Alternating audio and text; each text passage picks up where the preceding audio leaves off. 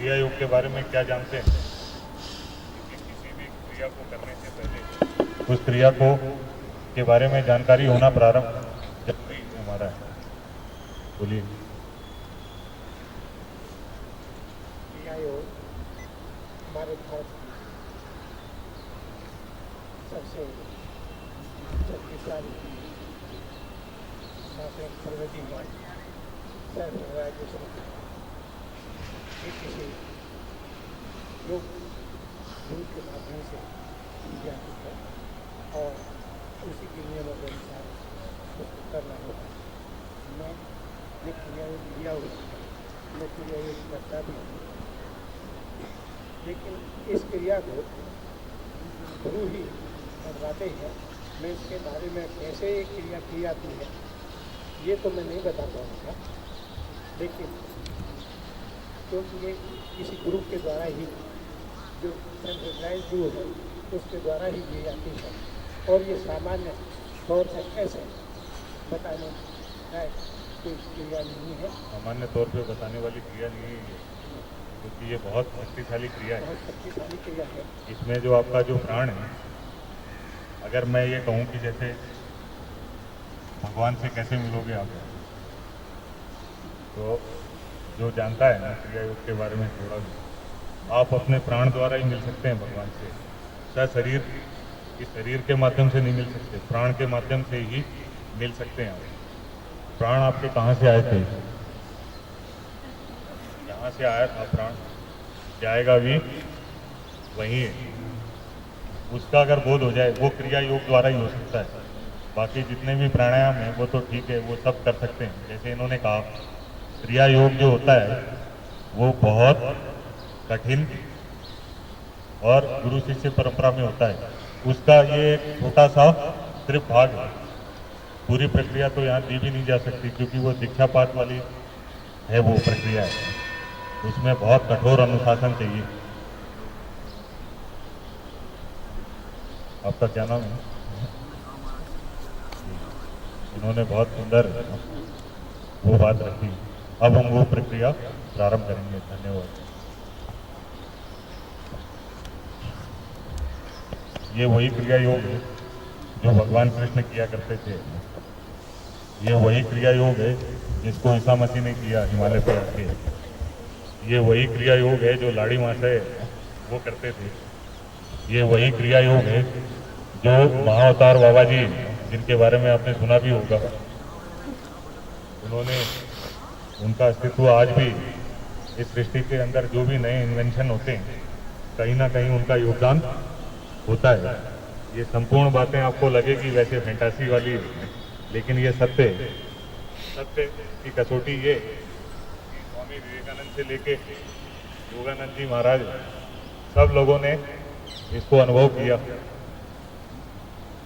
इस क्रिया योग का एक बहुत छोटा भाग,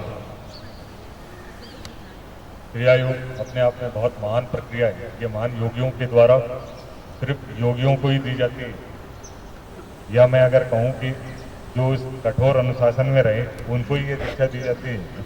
ये एक दीक्षा की प्रक्रिया है पूरी, लेकिन उसका एक छोटा सा भाग, क्योंकि ये मेडिटेशन का है, शिविर और 7 दिन का है।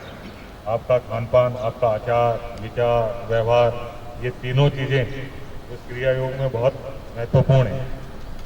तो आइए उसको करने से पूर्व भारत के संपूर्ण ऋषि मुनि जो हैं उनका ध्यान कीजिए और इस प्रकृति के अंदर चारों ओर चारों दिशाओं में इनका ध्यान कीजिए और सबको हाथ जोड़ के यूं उनके प्रति कृतज्ञता, क्योंकि जब ये क्रिया होती, क्रिया योग के बारे में ये है कि जब क्रिया योग कोई व्यक्ति करता है, योग्य व्यक्ति, तो ये सारी प्रकृति ये झूमने लग जाती।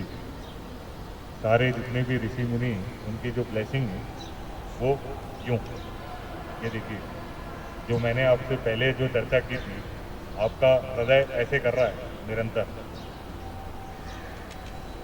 आपकी जितनी भी स्नायुओं, नर्वस सिस्टम जो है वो सारी ऐसे कर रही है। अगर आप ध्यान दोगे, ये बहुत महत्वपूर्ण घटना है जो अभी आपके सामने घटेगी, और जीवन में पहली बार ही घटेगी, शायद ये पहली बार आपके, लेकिन इसका आनंद तभी ले पाओगे जब इसमें पूरी तरीके से डूबोगे।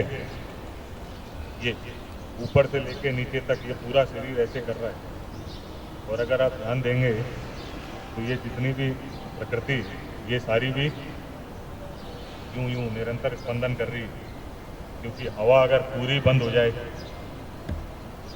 तो प्राण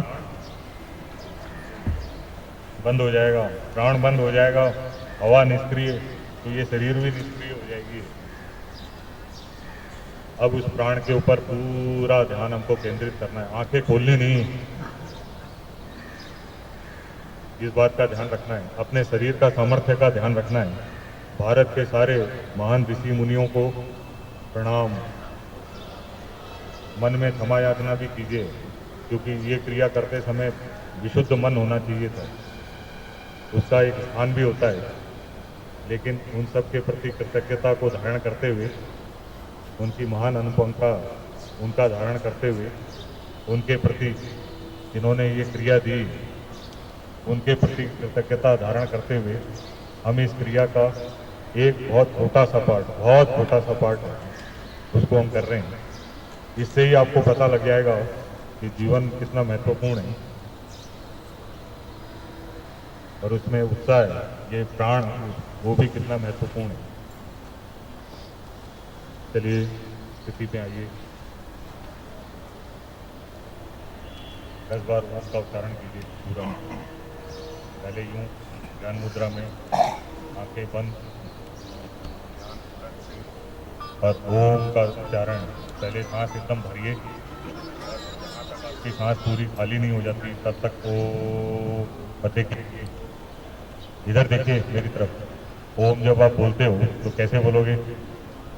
जब ओ बोलोगे तो मुंह ऐसे रहेगा आपका, और मैं में पूरा, और जो वो गति जो अंदर की जो है ऐसे ऐसे ऐसे, इसका ध्यान रखिएगा, क्योंकि एक सजग ध्यानी जो व्यक्ति होता है वो पूरे शरीर की अपनी क्रियाओं का ध्यान करता है।